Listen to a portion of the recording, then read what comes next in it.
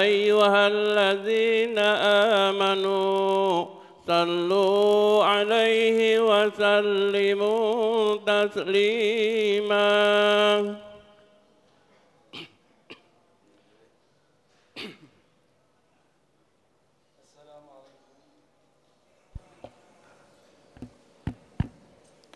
Assalamualaikum warahmatullahi wabarakatuh. Waalaikumsalam. Allahu Akbar, Allahu Akbar, Allahu Akbar, Allahu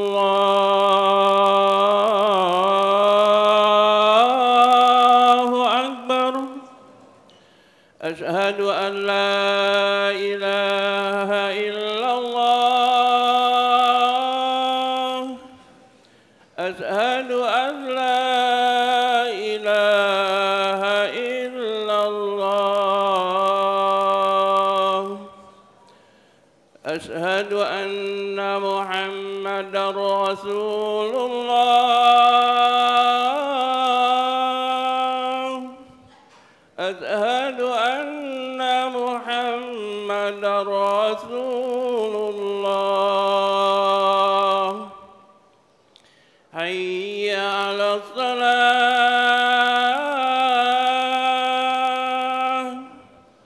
حي على الصلاة،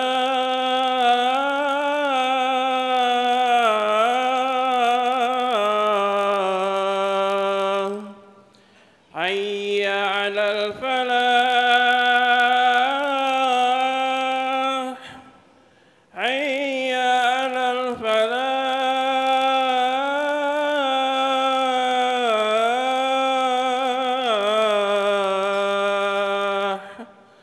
الله أكبر، الله أكبر، لا إله إلا الله.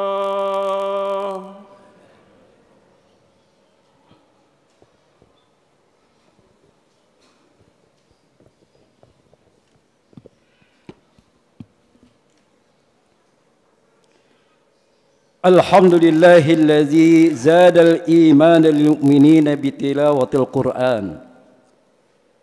أشهد أن لا إله إلا الله الرحيم الرحمن، وأشهد أن سيدنا ونبينا محمدا عبده ورسوله كامل الإنسان. اللهم صل وسلم وبارك على سيدنا محمد وعلى آله وأصحابه أجمعين. أما بعد، فيا عباد الله أوصيكم ونفسي بتقوى الله. اتقوا الله حق تقاته ولا تموتن إلا وأنتم مسلمون. قال الله تعالى في كتابه الكريم: أعوذ بالله من الشيطان الرجيم. بسم الله الرحمن الرحيم. إنا نحن نزلنا الذكر وإنا له لحافظون. صدق الله العظيم. Hadirin sidang Jumat rahimakumullah. Pada siang hari ini sudah seharusnya kita sebagai hamba Allah mengucapkan puji syukur terhadapnya atas berbagai nikmat yang Allah berikan kepada kita.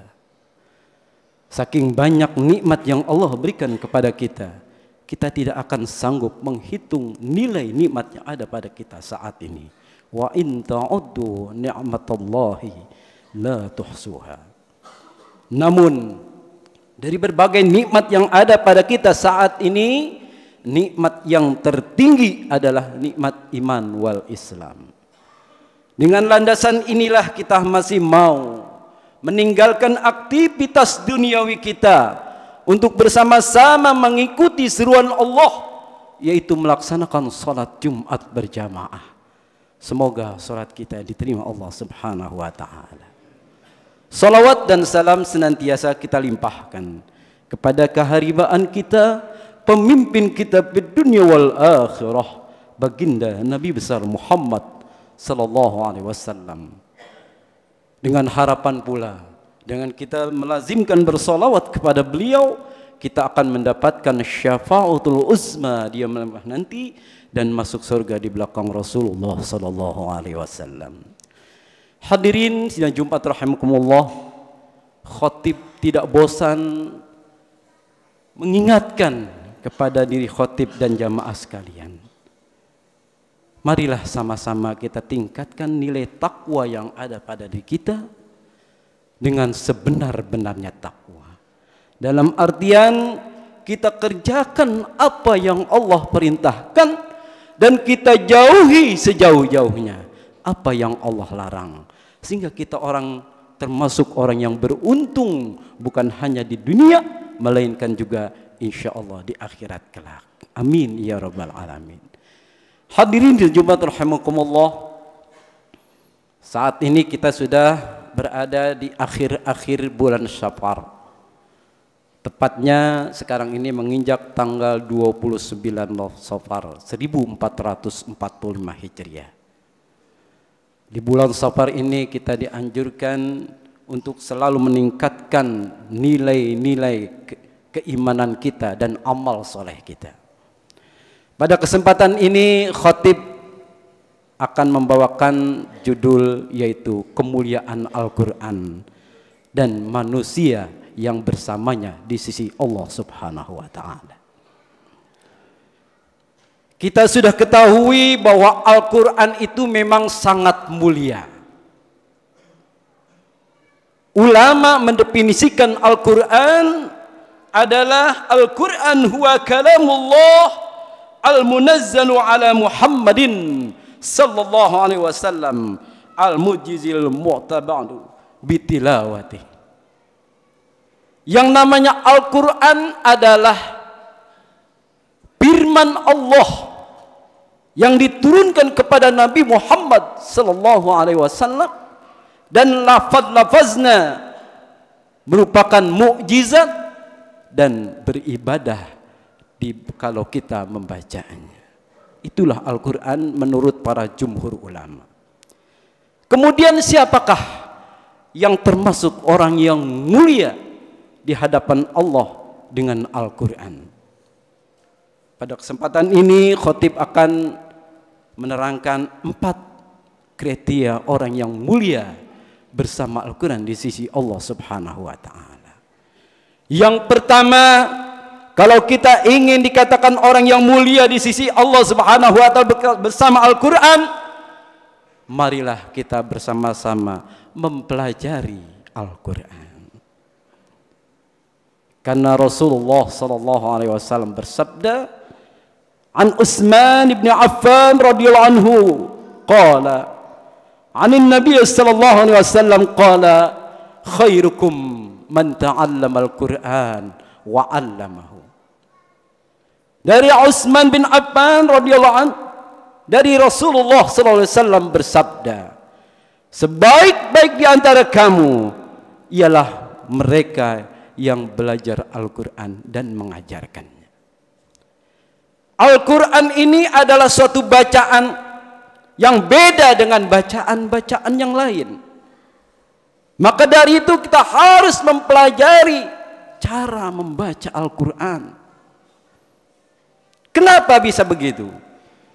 Karena setiap huruf dari Al-Quran mempunyai makharij, tempat-tempat keluar, dan sifat-sifatnya. Ini harus kita ketahui. Kita harus bisa membedakan antara huruf yang satu dengan huruf yang lain, agar arti dan maknanya tidak berbeda atau jauh menyimpang. Maka dari itu mari sama-sama kita galakan untuk belajar Al-Quran, wabil khusus cara membacanya.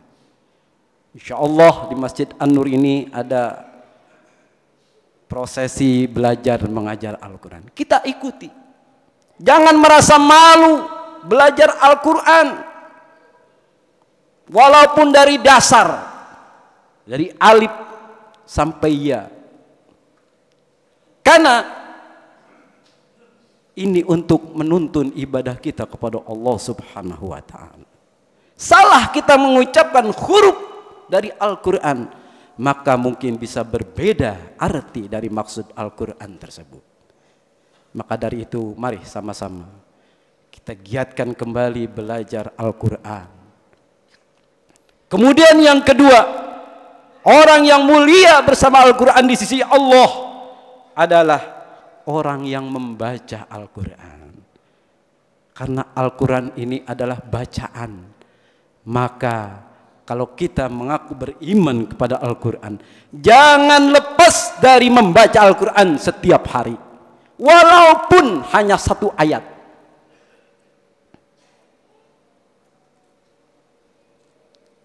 Rasulullah sallallahu alaihi wasallam bersabda, "An Aisyah radhiyallahu anha qalat, qala Rasulullah sallallahu alaihi wasallam, alladzi yaqra'ul Qur'an huwa mahirun bihi ma'as safaratil kiramil bararah." Artinya, orang yang membaca Al-Quran dan mahir membacanya, maka kelak ia akan bersama para malaikat yang mulia lagi taat kepada Allah Subhanahu wa ta'ala. Orang yang melazimkan Al-Quran, mereka diliputi para malaikat. Sungguh mulia. Malaikat mendampingi kita menemui Allah Subhanahu wa ta'ala kalau kita mahir membacanya. Namun kalau kita masih terbata-bata dalam proses belajar, kita juga dapat kemuliaan di sisi Allah, yaitu mendapat dua pahala. Pahala membaca dan pahala kepayahan kita membaca karena belum lancar. Sebagaimana Rasulullah SAW sabdakan, "Walladzi yaqra'ul Qur'an wa yatata'ta'u fihi wa huwa alaihi syaqun lahu ajran." Rawahu muttafaqun alaih. Dan orang yang membaca Al-Quran sedang ia masih terbata-bata, lagi berat dalam membacanya, maka ia akan mendapatkan dua pahala, yaitu pahala membaca dan pahala kepayahan dalam membacanya. Hadirin sidang Jumat rahimakumullah, marilah sama-sama kita jangan lepas dari Al-Quran, karena Al-Quran akan memberikan syafaat kita kepada di hadapan Allah di yaumil qiyamah nanti. Iqra'ul Qur'an fa innahu ya'ti yaumal qiyamah syafi'an li ashabi. Baca itu Al-Quran, karena Al-Quran akan memberi syafaat kepada yang membacanya, menjadikan sahabat di dalam dunia ini. Mari sama-sama kita koreksi diri kita. Apakah kita sudah melazimkan membaca Al-Quran setiap hari? Atau mungkin jarang sekali kita baca? Kalau kita ingin menjadi orang yang mulia, maka bacalah Al-Quran di setiap harinya. Kemudian yang ketiga, kita ingin mulia bersama Al-Quran di sisi Allah, yaitu kita menghafal Al-Quran. Orang yang menghafal Al-Quran sangat mulia di sisi Allah Subhanahu wa ta'ala. Sebagaimana Rasulullah sallallahu alaihi wasallam sabdakan, An Ali bin Thalib radhiyallahu anhu qala Rasulullah sallallahu alaihi wasallam, man qara'a al-Qur'an wa hafizahu adkhalahu Allahul jannah wa syafa'ahu fi 'asharatin min ahli baitihi kulluhum qad istawjabahun nar. Rawahu Ibnu Majah. Yang artinya, barang siapa membaca Al-Quran dan menghafalnya, maka akan memasukkannya, Allah akan memasukkannya ke surga, serta akan memberikan syafaat kepada 10 dari keluarganya yang seharusnya masuk neraka.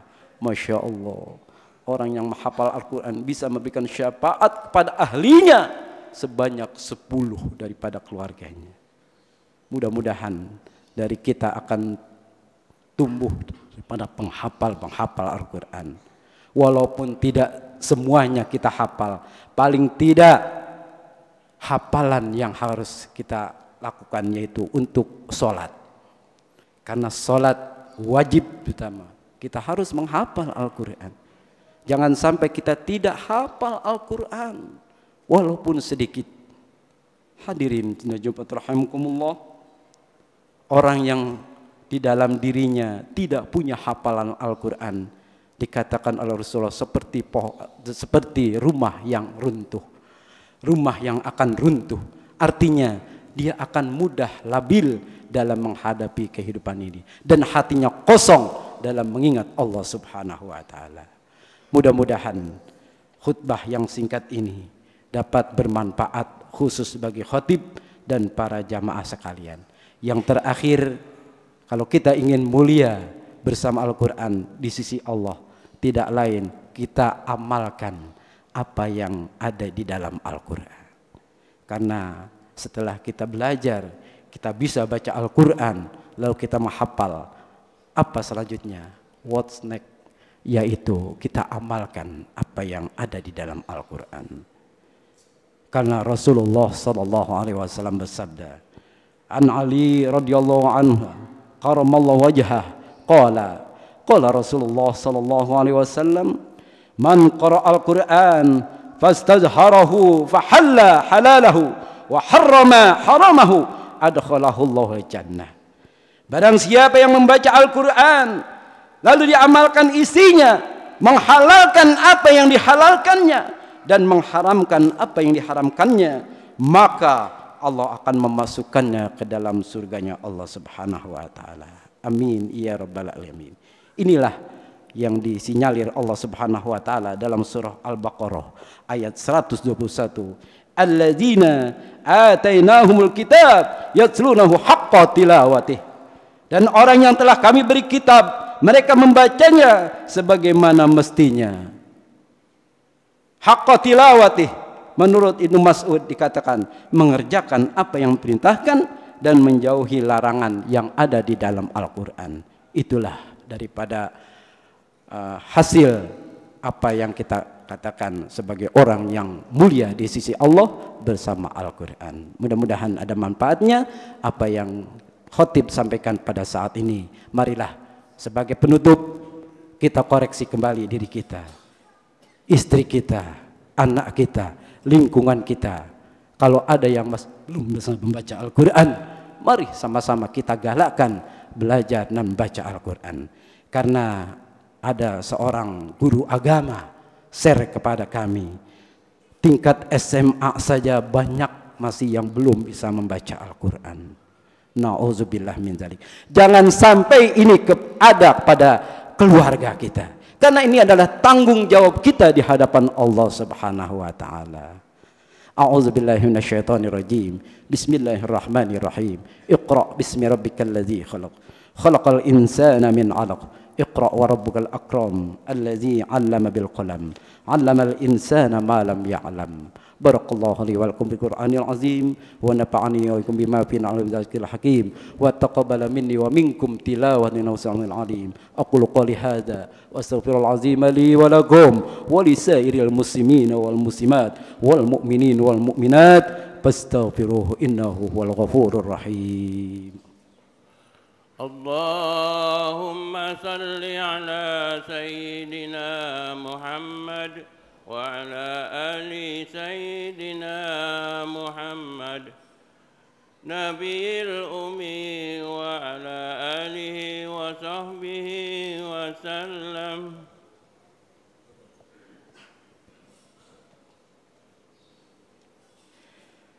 الحمد لله الذي أمرنا بالاتحاد والانتصار بحبل الله المتين. أشهد أن لا إله إلا الله وحده لا شريك له إياه نعبد وإياه نستعين وأشهد أن سيدنا محمدا عبده ورسوله المبعوث رحمة للعالمين. اللهم صل وسلم على سيدنا محمد وعلى آله وأصحابه أجمعين. عباد الله اتقوا الله ما استطعتم وسارعوا إلى مغفرة رب العالمين. فقال تعالى: إن الله وملائكته يصلون على النبي يا أيها الذين آمنوا صلوا عليه وسلموا تسليما. اللهم صل وسلم وبارك على سيدنا محمد سيد المرسلين وعلى آله وأصحابه وقرابته وأزواجه وذريته أجمعين ومن تبعهم بإحسان إلى يوم الدين وعلينا معهم برحمتك يا أرحم الراحمين. اللهم أصلح جميع المسلمين وانصر الإسلام والمسلمين وانصر الإسلام والمسلمين وانصر الإسلام والمسلمين وأهلك الكفر والمشركين وأعلي كلمتك إلى يوم الدين. اللهم اغفر للمسلمين والمسلمات والمؤمنين والمؤمنات الأحياء منهم والأموات إنك سميع قريب مجيب دعاء الحاجات. اللهم ارحمنا بالقرآن واجعله لنا إماما ونورا وهدى ورحمة.